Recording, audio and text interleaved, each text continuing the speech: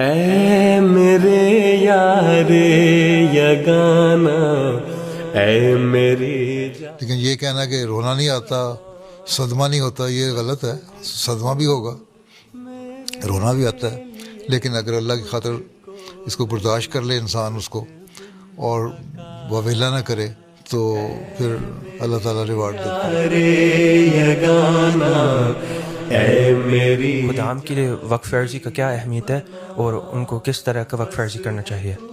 خدام کے لیے وقف عرضی کی وہی اہمیت ہے جو دوسروں کے لیے ہے. بن بکار اے میرے یارے. اب یہ پچھلے دنوں میں شہید ہوا ایک لڑکا 19 سال کا تھا. اب وہ ماں باپ کا ایک بیٹا تھا.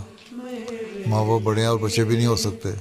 میں نے فون کیا ان کو، افسوس کیا، انہوں نے کہا ہم صبر کر رہے ہیں ہمارے لیے، کوئی ایسی بات نہیں. ہے تو میرے لیے مجھ کو نہیں. My question is that as a young architect, how can I help prepare in a meaningful way for rebuilding the world? ہو تیری راہ میں میرا جسم و جان و دل